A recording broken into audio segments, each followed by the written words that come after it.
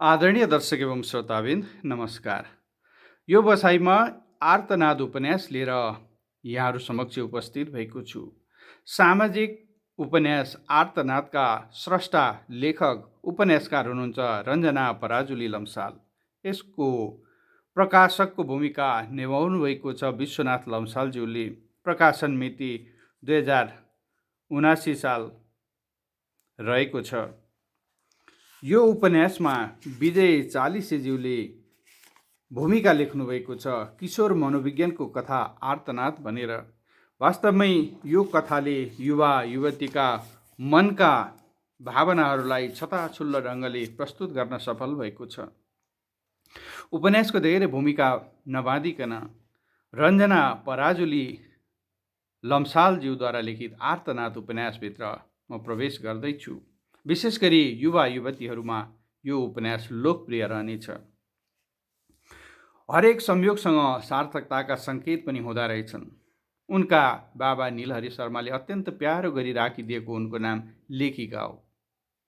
उनको यस नामले सृजना तथा रचनाका मार्ग पहिल्याउँदै थियो। बढ्दो उमेरले राम्रा कुराको सङ्केत थप्दैछ। उनको जीवडालले त्यस घर मजेरी आँगन पिँढी र बलेसीमा शोभा थपिरहेको आवाज हुन थालेको छ। आजभोलि त झन् नामअनुसारको आकृति र स्वरूप प्रष्ट हुन थालिसकेका छन्। भर्खरै झुल्केको घाममा आफ्नो मुहार थापेर मुस्काउन लागेको इन्द्रकमल जस्तै लेखिकाका गालामा कोमलताका शीत तप्कनै लागेका थिए। अँगालोभरि बास्ना बोकेर बगेका बिहानी पवनमा हल्लिएका उनका मुन्द्रा परेका काला केशका चुल्ठी चञ्चल र मृग नयनी प्रभाती लालिमाका ओठ सलक्क परेको चिउँडो र स्वर्ण घडा चाहिँ गोलो उनको गलाले मोहिनी छरिरहेकै थियो। सिपालु चित्रकारले कुँदेको मूर्ति जस्तै टम्म मिलेको कुम र पाखुरा र फैलेका वक्षस्थलबाट उठेका केही मनोरम दृश्य र देखिँदै छोपिँदै गरेका उनका अङ्ग प्रत्यङ्गका चरणबद्ध सुन्दर अनुहार झल्किँदै थिए। हुन पनि शरदकालीन रातमा उदाएको चन्द्रमा जस्तै उनको त्यस रूपले त्यस बस्तीलाई झलमल्ल बनाएको थियो। बाबा नीलहरि शर्मा र आमा उमादेवीका एक्लै सन्तानको रूपमा रहेकी लेखिकामा जन्मजात आकर्षण र मनमोहक सजावट देखिन्थे। आफ्नो शैशवकालदेखि नै छरिती चलाक हँसिली र चुलबुले लेखिकाका भित्री चमत्कार बुझ्ने क्षमता उनका बाबा र आमामा मात्र थियो। त्यसै चमत्कारपूर्ण क्षमताको सङ्केत पाएर नै उनीहरूले उनको नाम लेखिका राखेका रहेछन्। उनको स्वभाव पनि त्यस्तै बन्दै गयो।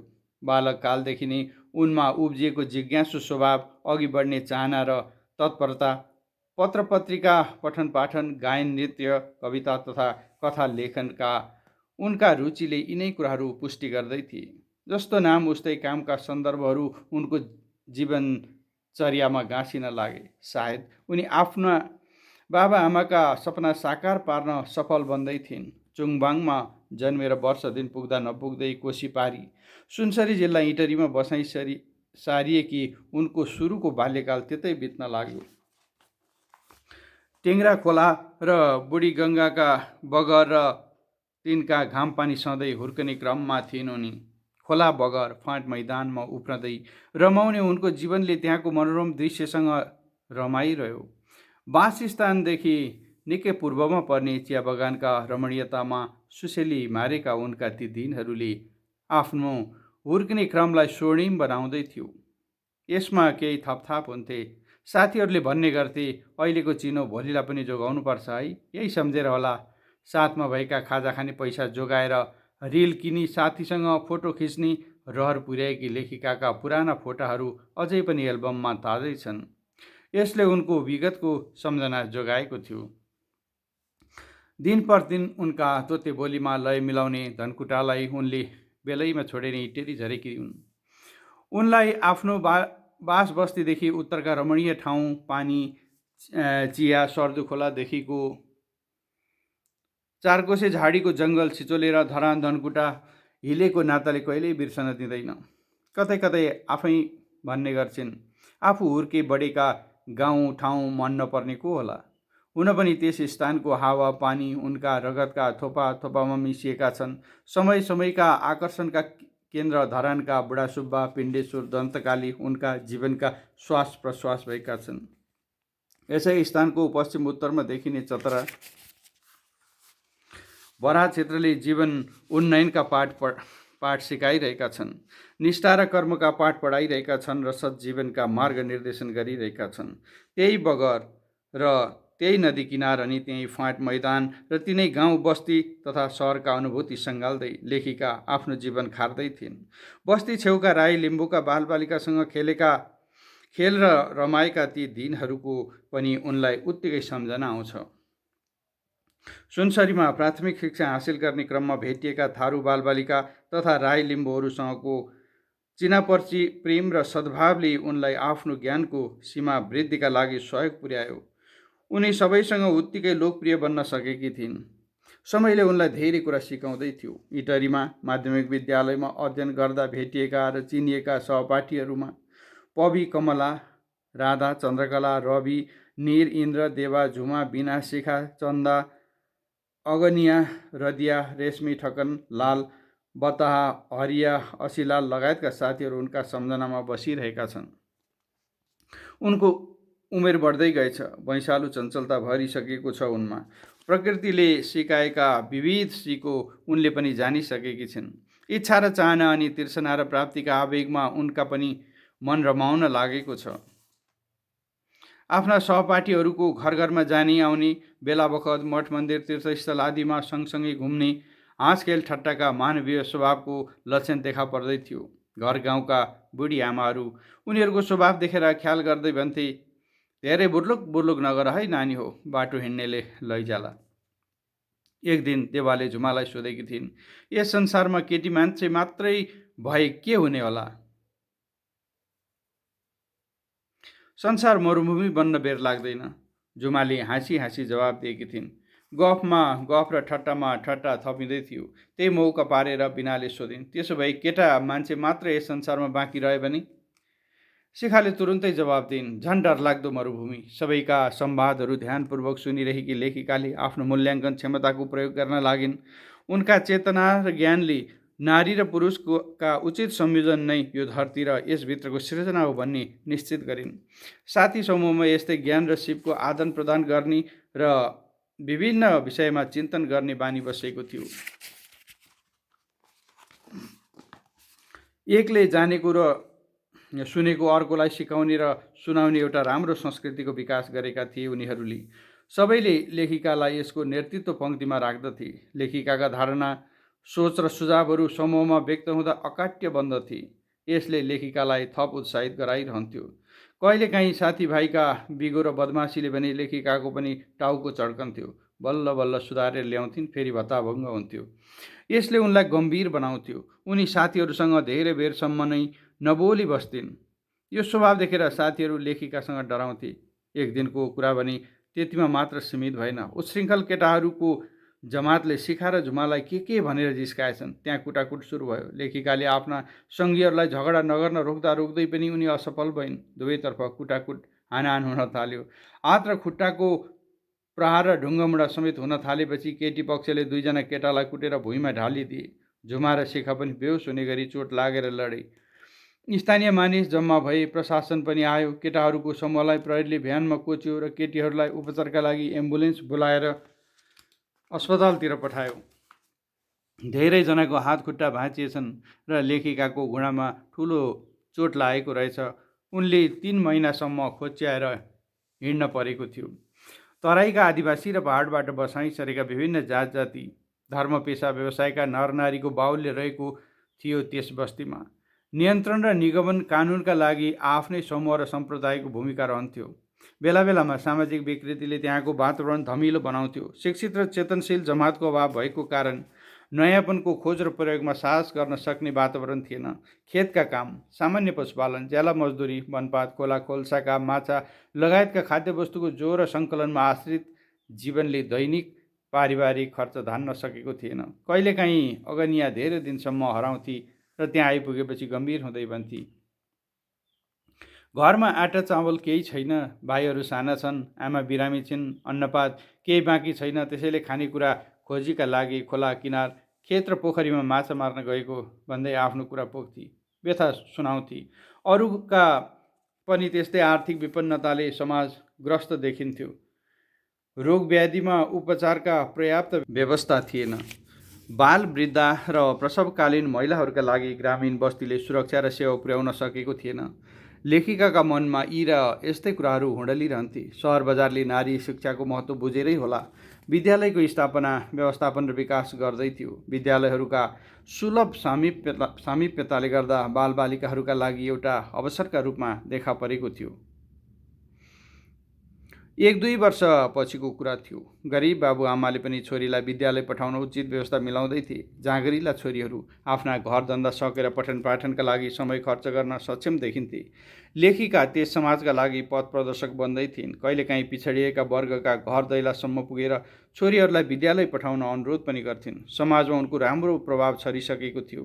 त्यसैले उनले भनेका कुरालाई कसले नाइनास्ती गर्न सक्थ्यो र? लेखिकाका लवाई खुवाई, बोलाइ हिँडाइ लगायतका हरेक चालचलनका सिक्को गर्न रुचाउने बालिका र किशोरीहरूका दृष्टान्त, उदाहरण र उपमाका सवालहरूमा लेखिकाका सन्दर्भहरू दोहोरिँदै आउँथे। नामअनुसारकै काम भन्ने वाक्यांशसँग सुपरिचित लेखिकाका साहित्यिक सृजनामा आफ्नो विशिष्ट स्थान बनिसकेको थियो। अन्तर्वार्ता, जीवनी लेखन तथा अन्य विविध लेखन विभिन्न पत्रपत्रिकामा प्रकाशित गर्दै सामाजिक सञ्जालहरूमा समेत लेखकीय परिचय दिइसकेकी उनलाई इमान्दार र भरपर्दो लेखकका रूपमा सबैले सम्मान गर्न लागेका छन्। इटरी र सुनसरीका आसपास गर्मी चढ्दै थियो। पानी पर्न सकेको थिएन। बोट बिरुवा पानीका अभावका कारण ओइलाउन थाले। नहर, कुलो, इनारमा पानीको मात्रा कम हुँदा खेतीमा आश्रित परिवारमा चिन्ता थपिँदै जान लाग्यो। ज्वरो, रुगाखोकी, झाडापखाला जस्ता रोगका सङ्क्रमण देखिन थाल्यो। जनचेतनाका साथै सरसफाइ र उपचारका सामान्य व्यवस्थापनका लागि भए पनि लेखिकाले सक्दो सहयोग पुर्याइरहेकी थिइन्। गाउँलेहरू भन्थे, पोहोर परार हाम्रो गाउँका कति बच्चा ज्वरो र झाडापखालाले मर्थे। यी लेखिका नानी यस गाउँमा आउने जाने गर्न लागेपछि बच्चाहरू मर्नै छोडे भने पनि हुन्छ। हुन पनि हो, ठुला रोग लागेर र दुर्घटनामा परेर बाहेक यस्ता सामान्य रोगले बालबच्चा मात्र होइन, बुढा र पाका उमेरका मानिसहरूलाई पनि बचाउन सफल देखिन्थिन् लेखिका। एक दिन साँझ सूर्य रातो भकुण्डो जस्तै बनेर मैदानतिर लुक्दै थियो। धरानमा ठुलो पानी परेछ क्यारे। चारकोसे झाडी हुँदै पानी पियाबाट आएको चिसो हावामा आनन्द मान्दै आँगनभर जम्मा भएका बालबालिकाहरू आफ्नै सुरमा ढुङ्गाहरू बटुली गट्टा खेल्न मस्त छन्। अलि उमेरमा ठुला देखिएका लेखिका र उनका साथी झुमा, शिखा, रेशमी, अगनियाहरू हाँसो र रमाइला कुरामा ठुला ठुला आवाज साँटिरहेका छन्। घरछेउका मानिसहरू पनि त्यही गफ सुन्दै शीतल साँझको आनन्द लिनमा मस्त देखिन्छन्। नाडी अनुसारका चुरा, उमेर अनुसारका कुरा भने जस्तै हुँदै थियो त्यहाँ। किशोरीहरूका कितकिते हाँसोसँगै उमङ्गका स्वर थपिन लागे। त्यस्ता गफ सुन्न जिज्ञासु बनेका आमा र काकी भाउजूको पनि कमी थिएन। सबै जम्मा हुन थाल्छन्। गर्मी महिना लागेपछिको साँझपख यसै गरी बित्दथ्यो र भोलिका रमाइला गफका लागि रात झमक्क पर्दथ्यो। सबै आफ्ना घरतिर लाग्थे। खेती किसानीका याममा पनि खास गरेर धान रोप्ने समयमा सबैले सबैको खेतमा सहयोग पुर्याउने र धान बाली सपार्ने एउटा लहर चल्थ्यो। समयले खोज्ने वस्तु र जुट्नका लागि मिलाउने तारतम्यको बेलिविस्तार पनि समयसँगै हुँदो रहेछ। चाहना उब्जाइदिनु र त्यसका परिपूर्तिका लागि सङ्घर्ष गर्न सिकाउने समयको विशेषताकै वरिपरि मानिस घुम्दो रहेछ क्यार। आजभोलि बस्तीका युवा युवतीमा यस्तै प्रसङ्ग चर्चा चलेको पाइन्छ। माया, प्रेम सम्बन्ध, भावुकता, झुकाव, आसक्त, प्रण प्रतीक्षाका चर्चामा समय बित्न लागेको छ। रमाइला भेटघाटले छुट्न चाहँदैन भन्ने कुरा सिद्ध्याउन पाइँदैन। समयले छरेको प्रभावकै कारणले होला युवा युवतीका एक आपसका सामिप्यताका चाहना बढ्दै जान लागेका छन्। व्यक्त र अव्यक्त चाहना मनभरि लिएर हिँडेका किशोर किशोरीका आँखाले कतै नराम्रो देख्न छोडेको छ र कतै नराम्रो सुन्न पनि छोडेको छ। उनीहरूको मनमा कुरूप र अशोभनीय वस्तु देखा पर्न छोडेको छ। एक दिन रमाइला प्रसङ्गसँगै वनभोजको आयोजना भयो। यसपालिको कार्यक्रम स्थल सर्दु खोलाको आसपासमा थियो। सुन्दर सुन्दर पहिरनमा मुग्ध बनेका किशोर किशोरीका आँखा, मन र शरीरले आज बेग्लै अनुभूति गरिरहेका छन्। उनीहरूको अगाडि भोलिको चिन्ता छ र चासो देखिँदैन। यो क्षण नै जीवनको महत्त्वपूर्ण क्षण हो भन्ने ठानेको उनीहरूको मनले जीवन र निर्माणको चरण तय गर्छ कि गर्दैन, एउटा प्रश्न देखा पर्दथ्यो। कार्यक्रम स्थलमा सबै मिलिजुली खाना तयार पार्ने आदिका कार्य भइरहेका थिए। दुखी कोही थिएन। सबैको ओठमा हाँसो र मुस्कान मात्र देखिन्थ्यो। चिया नास्ताका काम सकेपछि खाना बनाउने जिम्मा पाएका व्यक्ति त्यतै लागे। अरूको विभिन्न कार्यक्रम सुरु भइहाल्यो। बन्धनबाट मुक्ति पाएको क्षण होला त्यो सबैको। किलोबाट फुत्केको बदुवा गाई जस्तै देखिन्थे किशोरीहरू। त्यहाँ छेकथुन थिएन, डर र त्रास पनि देखिँदैन थियो।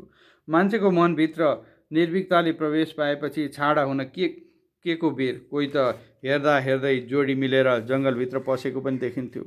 कोही त्यतै गफमा मस्त थिए, कोही खानपिनमा आनन्द लिँदै थिए। सर्दु खोलाका किनारका छेउछाउमा अन्य विभिन्न समूहका आगन्तुक पनि देखिन्थे। घुमफिर र वनविहारको आनन्द बेग्लै हुनु स्वाभाविकै थियो। वैँशालुहरूको त के कुरा। विभिन्न थरी गाजा बज्न लागे, नाचगान सुरु भयो। हेर्ने दर्शक पनि झुम्मिन थाले। सबै कुरा सबैलाई मन पर्नुपर्छ भन्ने केही छैन। त्यसै भएर लेखिका आफ्ना केही केटी साथीसँग रुखको फेदमा बसेर गफ गर्न व्यस्त थिइन्। नचाहँदा नचाहँदै पनि लेखिकालाई धेरै मानिसका धेरै कुराको जानकारी प्राप्त हुने अवसर दिँदै थियो। त्यो वनभोज कार्यक्रमले पबी, चन्द्रकला, अगनिया र रेशमीले उनलाई छाडेका थिएनन्। वातावरण उच्छृङ्खल र श्रृङ्गारिक नै थियो। उमेरअनुसारको सुहाउँदो जमघटबारे टिप्पणी गर्नु उचित थिएन। अरूले जस्तै लेखिकाले पनि त्यो दृश्य हेरिरहन्। जोडाजोडी बनेर नाच्दै गाउँदै गरेका समयका आलिङ्गन र स्पर्शमा लट्ठिएका किशोर किशोरीले आफूलाई आफैले अन्ध बनाउँदै थिए। देख्नेहरूका लागि नै उत्तेजनापूर्ण ती दृश्यले सबैका अङ्ग प्रत्यङ्गमा प्रभाव छोड्दै थियो। यसैबीच पबीले लेखिकासँग सुटुक्क सोधिन्, यिनीहरू आजैदेखि घर नफर्केर अन्तै भाग्छन् कि क्या हो? लेखिकाले तत्क्षण जवाब दिन उचित ठानिनन्। बरु उनले भनिन्, मलाई पनि गाल पार्ने भए यिनीहरूले। जङ्गल यथार्थमा प्रकृतिको अनुपम काख हो। यहाँ भइरहेका यी माया र प्रीतिका क्रीडा प्रकृतिस्थ हुन्। प्रकृतिमा स्वाभाविकता हुन्छ। यसलाई विपरीत ठान्नेहरू जङ्गल धाउँदै किन आएका त? लेखिकामा आत्मप्रकाशनका जिज्ञासा उत्पन्न हुँदै थिए। उनले आफैलाई प्रश्न गर्दै मुस्कुराइरहेकी थिइन्। सायद यही अर्थ बुझेर होला पबी र अगनियाले लेखिकालाई स्नेहपूर्ण अँगालो मारेर हाँस्न लागे। बाजा जोड जोडले बज्न लाग्यो। नाच्ने समूह पनि थपिँदै गयो। चुपचाप बसिरहेका साथीहरू सबैलाई एक एक समाउँदै नचाउँदै थिए। कोही रमाएर त्यतै नाचिदिन्थे, कोही लजाएर फर्केर आउँथे। अबको पालो रुखको फेदमा बसेर दृश्य हेरिरहेका लेखिका, पबी र अगनियाको थियो। नाचगान गर्न कसलाई मन पर्दैन थियो र त्यस आग्रहलाई उनीहरूले पनि स्वीकार गरे। लेखिका स्वयं नाच्न लागेपछि त्यस कार्यक्रममा उपस्थित भएका सबै सहभागी धुमधामसँग मन खोलेर नाच्न लागे। नपत्याएको खोलाले बगाएको आभास भयो त्यहाँ। लेखिकाले नाच्नै जानेको छैन भन्ने ठानेका साथीहरूका लागि उनले नमुना नृत्य देखाइदिन्। निलो रङ्गमा कालो र रातो ठुला ठुला फुलबुट्टा भएको आमाको सारीमा असाध्यै खुलेकी थिइन्।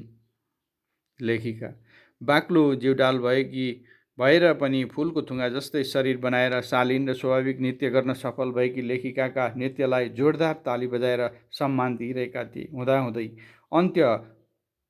हुँदाहुँदै अन्य समूहका युवा युवतीले पनि त्यस दृश्यलाई आँखा नै नजिम्क्याई हेरिरहे। साँझ परिसक्दा पनि नाचगान चलिरह्यो। सबै चिन्तामुक्त बनेर रमाइरहे। कोठाभित्र मिरमिरे उज्यालो थियो। ऊ आयो र लेखिकालाई गम्ल्याङ्ग अँगालो मार्यो। उनले विरोध गरिनन्। विरोधको आवाज र क्रिया प्रतिक्रिया केही नदेखेर होला ऊ बढी उत्साहित भएछ। लेखिकाको सारीको आँचल तानेर भुइँमा झारिदियो। चोलीका तुनाहरू बिस्तारै फुकाउन थाल्यो। लेखिकामा नौलो त्रास र शारीरिक असहजता देखा पर्दै थिए। उनी लामो लामो सास फेर्दै थिइन्, रातो पिरो अनुहार बनाउँदै, मानव मुटुको ढुकढुकी तीव्र बन्दै थियो। तैपनि उनले आफ्ना हातले छेकेको बहानासम्म पनि गरिनन्। लाग्थ्यो उनी सामिप्य हुन आतुर थिइन्। उसले यसलाई हार्दिक सहमति र स्वीकृति ठान्यो। लेखिकाका शिरदेखि पाउसम्मका अङ्ग स्पर्शमा डुब्न थालेर लालायित आफ्नो अँगालोमा बेर्न चाह्यो। गोलो र उज्यालो मुखमण्डलको मोटो घाटो र अग्लो त्यस पुरुषको बलिष्ठ आलिङ्गनमा लेखिका लल्याक लुलुक भइरहेकी थिइन्। हुन पनि कोमल र गुलाबी ओठ मिलेको नाक, चिउँडो, गोलो गर्दन अनि फैलेको ठुलो छाती, मोटा हात पाखुराले कामोत्तेजित महिलाको मन खिचिरहेको थियो। ऊ छोड्न चाहँदैनथ्यो र उनी छुट्टिन चाहँदैनथिन्।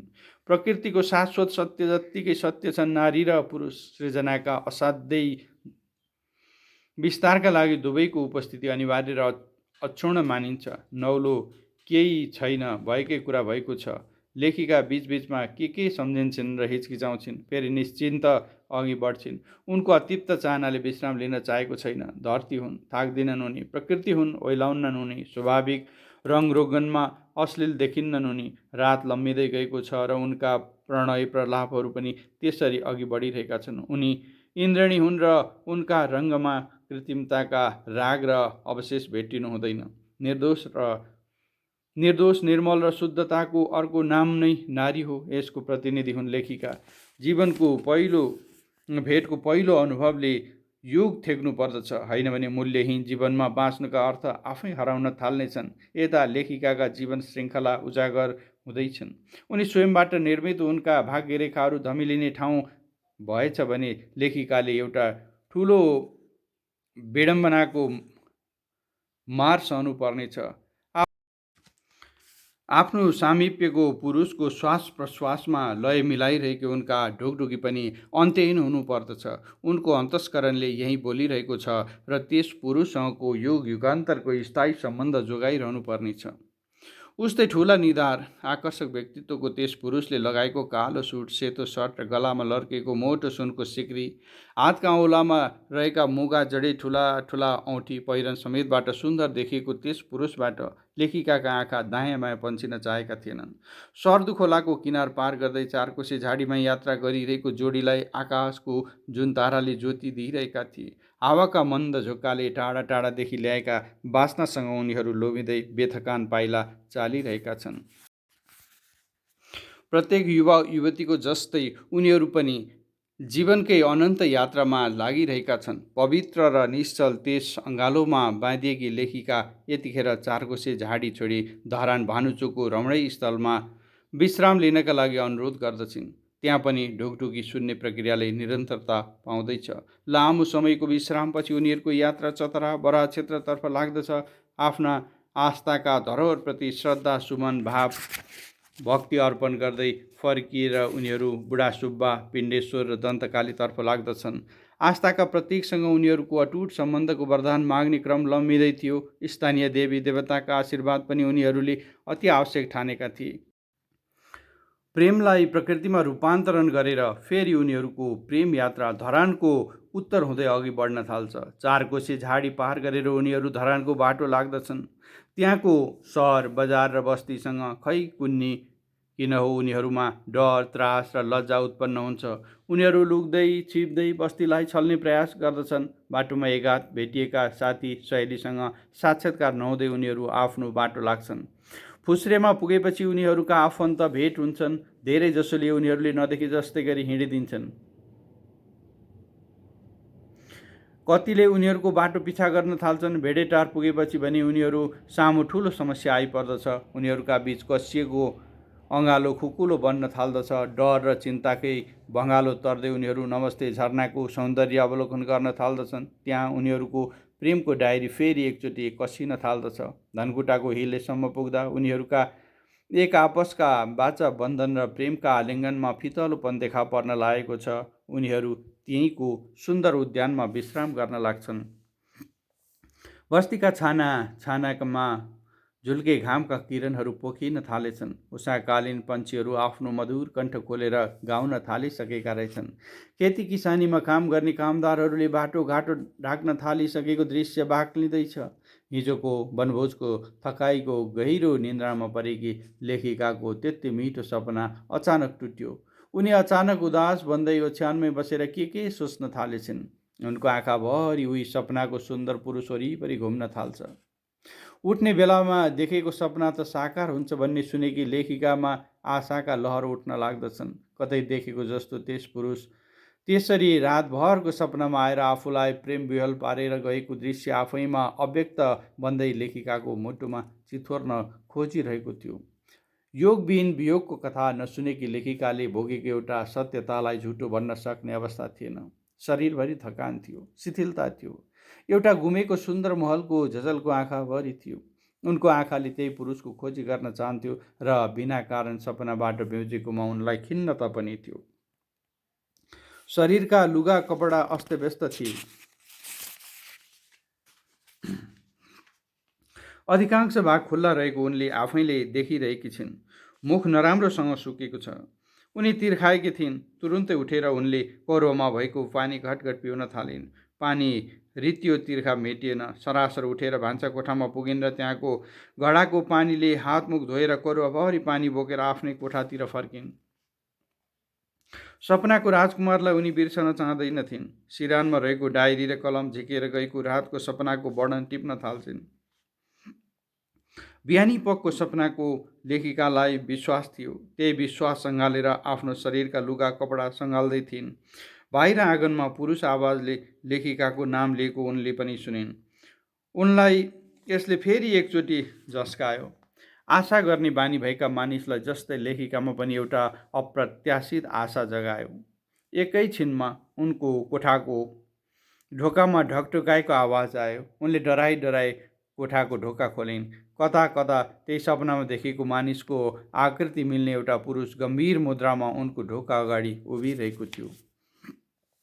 पुरुष त्यही टोल निवासी भएर पनि लेखिकासँग त्यति भेटघाट सम्पर्क हुन नपाएको तर बेला बखत देख भएको व्यक्ति थियो। सबैले उसलाई आदर र सद्भाव राखेको लेखिकाले देखेकी र सुनेकी थिइन्। उनले पनि आज त्यही सिको गरिन्। उसलाई बस्न आग्रह गर्दै एउटा मेच अगाडि सारिदिन्। त्यो पुरुष नितान्त पीडा भोगिरहेको वा जीवनको अत्यन्त महत्त्वपूर्ण श्री सम्पत्ति गुम्दाको पिरमा छटपटाएको जस्तो देखिन्थ्यो। उनीभन्दा झन्डै 10 वर्ष जेठो घर परिवार भएको, आर्थिक सम्पन्नता, हैसियत र प्रतिष्ठा कमाएको व्यक्ति थियो। उसलाई त्यस टोलमा सबैले आगमन खड्का भनेर चिन्दथे। उनले त्यस पुरुषभित्र र बाहिर आफूले सपनामा देखेको पुरुषको केही अंश मेल खाएको लह काट्दै थिइन्। उसलाई राम्ररी निहाल्दै हेर्न लागेकी थिइन् उनी। उसले लेखिकाको ध्यान आफूतिर खिच्दै भन्यो, लेखिका, म आज तिमीलाई आफ्नो जीवनको असह्य पीडा सुनाउन आएको छु। यसलाई लिपिबद्ध गरिदिनु पर्यो। मैले तिम्रा धेरै लेख रचना पढेको छु। तिमीभित्र कथा, संयोजन, पात्र विधान, चरित्र चित्रणका उत्कृष्ट नमुनाहरू पाएको छु। मेरो कथा लेखिदेऊ। कथाका समाप्तिपछि बाँकी रहेका मेरा जीवनका व्यथाहरू फेरि संयोग मिलेमा तिमीलाई नै सुनाउन आउँछु। त्यो अवसर प्राप्त भएन भने पनि म त्यसलाई आफ्नो व्यथाको पोको ठानेर सुरक्षित राख्नेछु। यति कुरा सुनिसक्दा पनि उनले आगमन र सपनाको त्यस सुन्दर पुरुष बीचको भिन्नता पाउन नसकेकी लेखिकामा लेखनको प्रारम्भ बिन्दु प्राप्त हुन सकेको थिएन। उनी त्यसै विह्वल भइरहेकी थिइन्। उनले आगमनको मुख हेरिरहन्।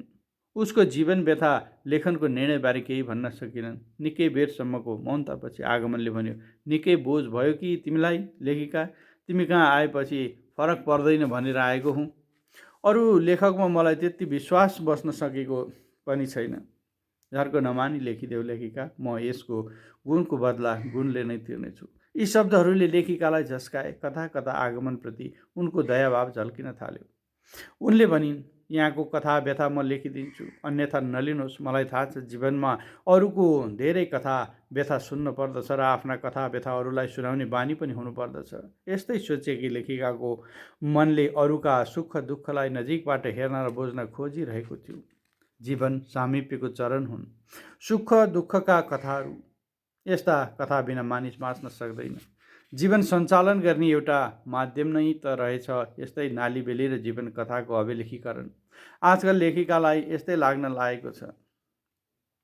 जीवनका भोगाई र उमेरको परिपक्वता बिना नै लेखिकामा यस्ता सोचहरू खारिन थालेका छन्। असल र राम्रा शिक्षा दीक्षा उपलब्ध गराउन सामर्थ्य उनका पिता नीलहरि शर्मालाई उनले आफ्नो बाल्यकालको 5-6 वर्षीय उमेरमै गुमाइसकेकी हुन्।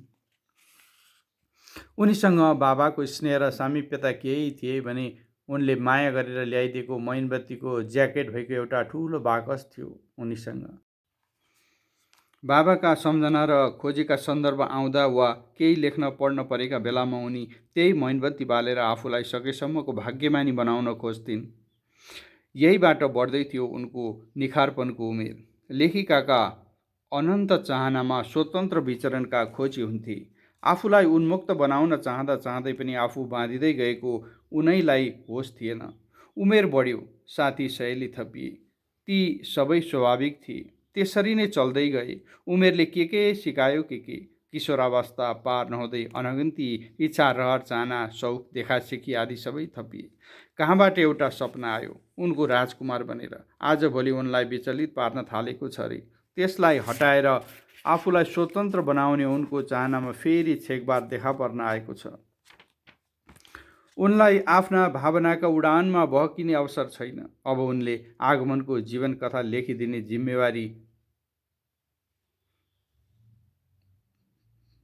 थपेको महसुस गरेकी छिन्। उनले यसमा वचन दिएकी छिन्।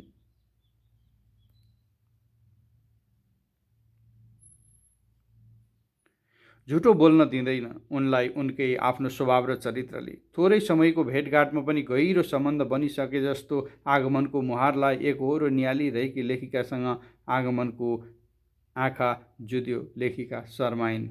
आगमनले असजिलो मान्यो।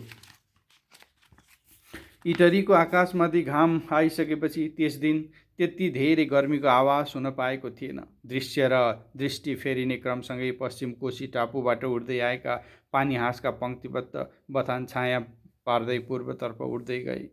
अर्को आकर्षक दृश्यतर्फ तन्किएका आँखाले चतरामाथिको आकाशमा लागेको बादल हेरिरह्यो। रूप फेर्दै त्यो बादल कहिले फैलेर ठुलो फाँट जस्तै देखिन्थ्यो र कहिले सागुरिँदै एउटा पहाडको आकृतिमा परिणत हुन्थ्यो। लेखिका कापी कलम समाएर लेख्न बसेकी छिन् र आगमन गम्भीर भएर आफ्नोपन गुमेको मुखमण्डलमा लेखिकालाई कथा सुनाउन लागेको छ। आफूले नचाहेर पनि जीवनका पाना आफै पल्टिँदै जाँदा रहेछन्। चाहे जस्तै जीवन नहुनुको अर्थ सायद लेखिकामा पनि थिएन होला।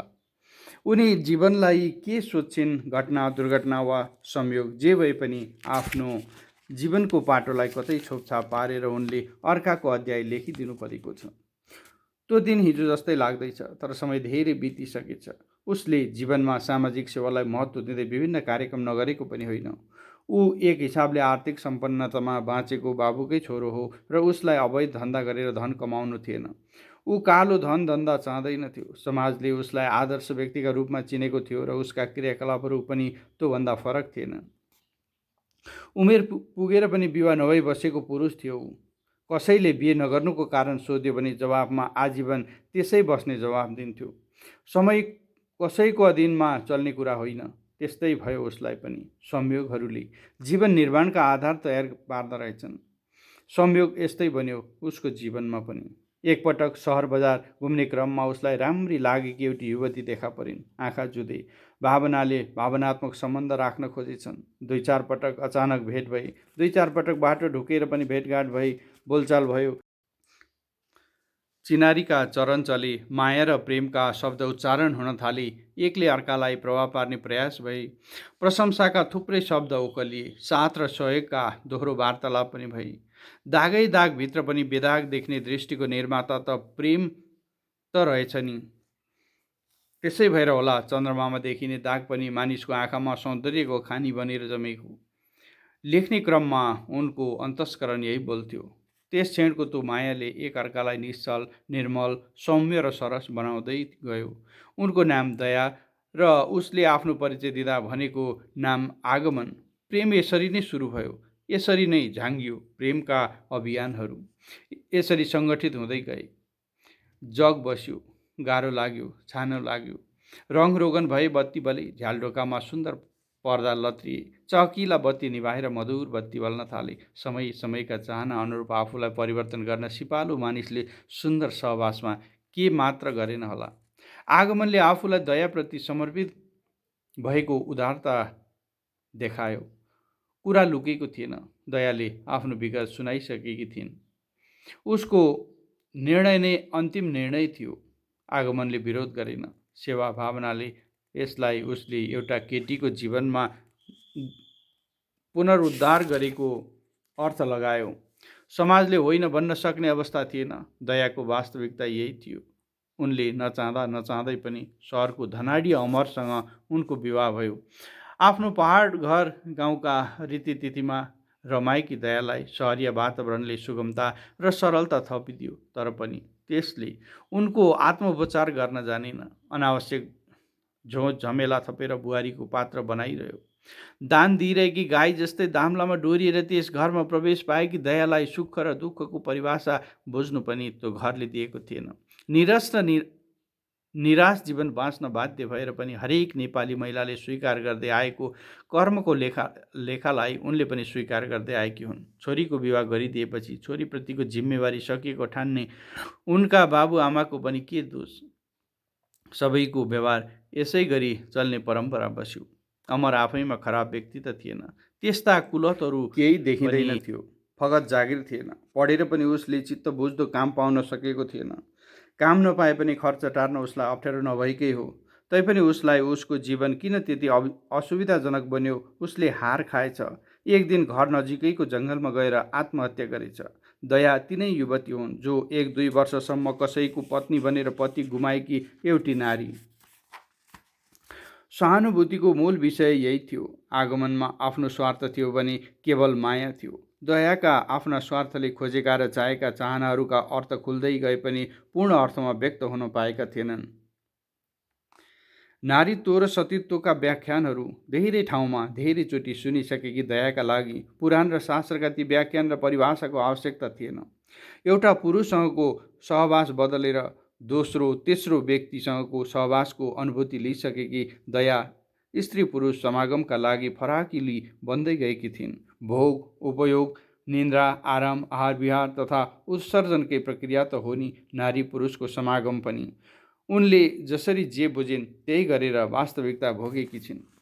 हरेक मानिसका आफ्नै परिस्थिति हुन्छन्। सबैको परिस्थिति अनुकूल हुन सक्दैन, मिल्दैन। त्यसो हो तापनि मन मिल्नु पर्दछ। मनले परिस्थितिलाई तन्काएर ल्याउन सक्छ र खुम्च्याउन पनि मन नै सक्षम बन्दछ। जीवनमा सम्झौता र समर्पण पनि चाहिन्छ। यसै भएछ क्या र आगमनलाई दया मन परिन्। सम्भवतः दयाले पनि आगमनलाई मन पराइन्। कुरूपलाई सुन्दर देख्ने यही मन त हो। धमिलोलाई सङ्लो र शुद्ध बनाउने पनि त मन बाहेक अरू के नै होला र? सबै थोक मिल्यो, सम्बन्ध गाँसियो।